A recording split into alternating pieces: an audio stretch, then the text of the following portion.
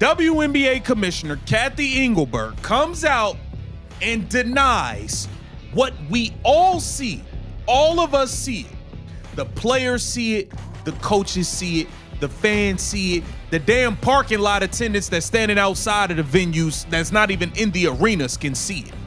That there's a major referee issue with the WNBA. That investigation is now complete.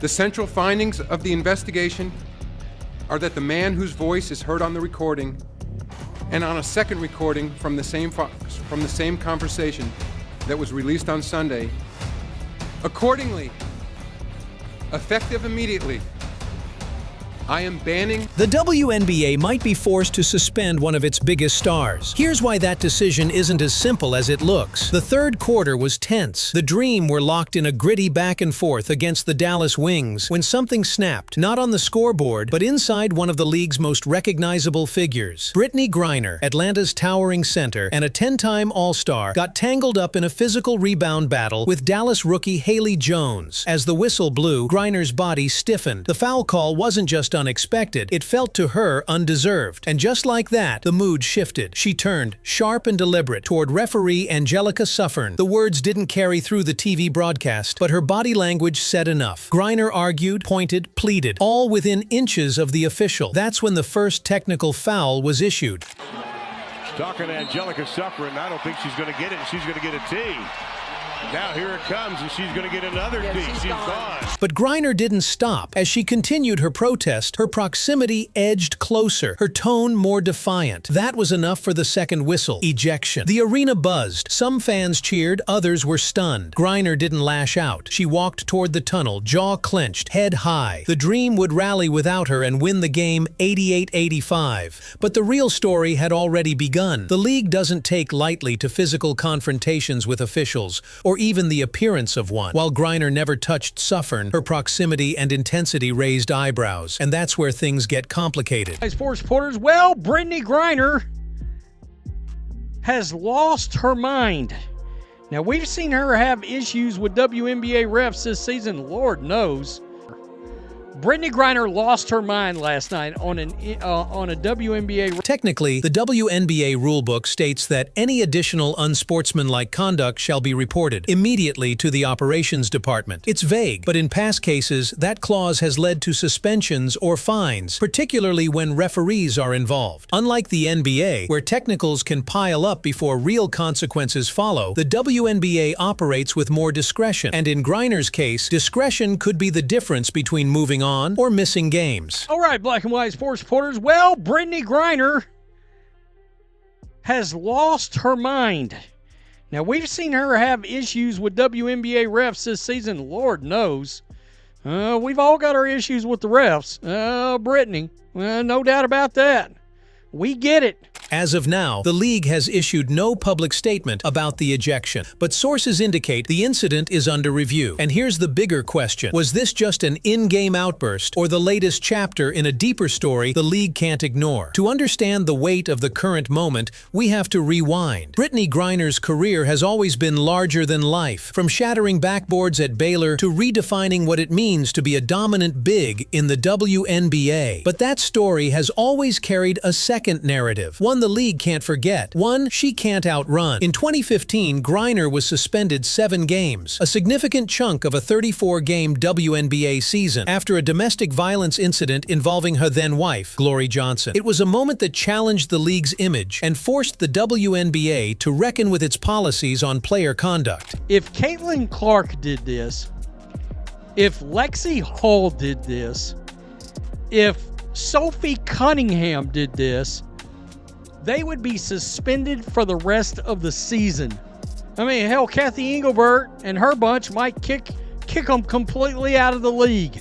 At the time, both players were arrested, and while legal action was minimal, the league responded with firm discipline. It was a clear message. No player, no matter how big, is above accountability. Then, in 2019, Griner found herself in another controversy, this time during a game. A post-whistle altercation escalated into a full-on scuffle with several players from both teams involved. The fallout? A 3-game suspension for Griner, the longest handed out among those involved. Griner, you ain't got nothing to worry about. Brittney Griner does what we call checking them boxes. And Brittney is checking all the boxes. The woke trifecta.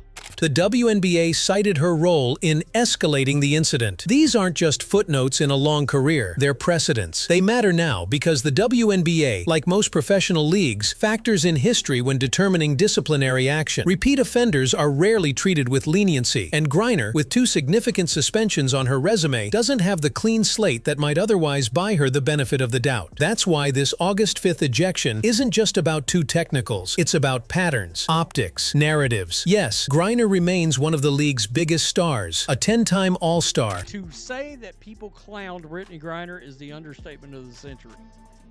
I'm just going to read a few, but my goodness, what is going to happen here?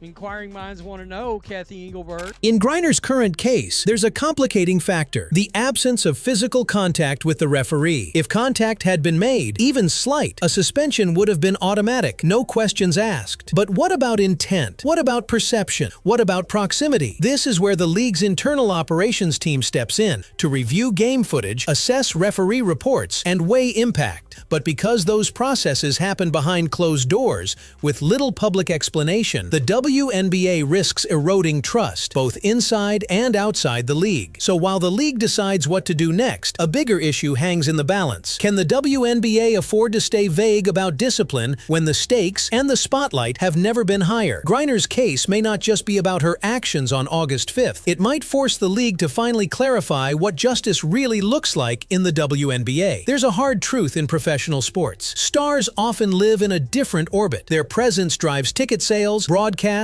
engagement, and whether leagues admit it or not, discipline tends to bend under that gravitational pull. So the question becomes uncomfortably direct. Is Brittney Griner too valuable to suspend? Since returning from her high-profile detainment in Russia, Griner's image has been carefully rebuilt, not just by herself, but by the league. The WNBA leaned heavily into her comeback as a narrative centerpiece. Her face was on marketing campaigns. Her return game in 2023 had national coverage. She became more than just a player, she was a symbol. Now, in 2025, she's no longer with Phoenix, but with Atlanta, and still among the most recognizable figures in the game. Her jersey is a top seller. Her presence elevates broadcasts. And more importantly, she represents something larger: the WNBA's global voice, its resilience, its cultural edge. That's why this moment is so delicate. Suspending Brittney Griner, even for a game or two, isn't just a disciplinary action. It's a public message, a message that might rattle the very narrative the league has spent the last 2 years constructing. But here's the flip side. Not suspending her could send an even louder message. To players around the league, it could imply that legacy and market value shield stars from consequences. To fans, especially in a time when transparency is demanded, it risks seeming like a double standard. And for a league still battling for mainstream credibility, perception is everything. The WNBA has been praised for holding its ground in difficult moments before, from the protests in the bubble season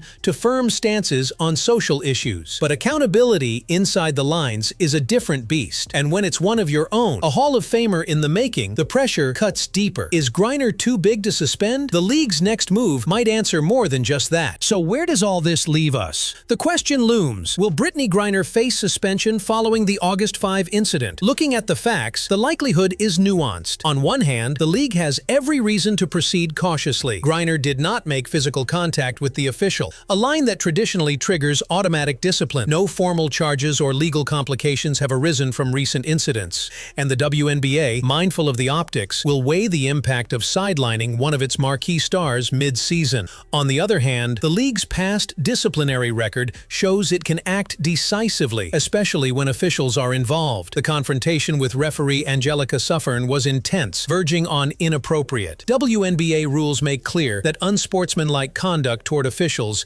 is taken seriously, and given Griner's prior suspensions, the league's decision-makers might see this as a moment to reinforce accountability. But beyond policy lies public perception, a key driver in today's sports ecosystem. The WNBA is under the microscope from fans, media, and sponsors alike. A suspension could be interpreted as fairness and commitment to integrity. Passing without consequence might spark criticism of favoritism or inconsistency. Most realistically, a suspension suspension of 1 or 2 games is possible, enough to send a message but not so severe as to overshadow the season or alienate Griner's considerable fan base. Alternatively, the league could opt for a heavy fine coupled with a formal warning, balancing punishment with preservation of star power. In either scenario, the ramifications extend beyond Brittney Griner. It's a precedent-setting moment that will shape WNBA disciplinary culture moving forward, clarifying just how the league handles conflicts involving its biggest names. For now, all eyes remain fixed on the WNBA's official announcement and on Griner herself, whose response in the coming days will likely influence the final verdict. If you enjoyed this video, please like, subscribe to Her Hoops, and hit the notification bell. Share your thoughts in the comments, and don't forget to share this video with your friends. Thanks for watching.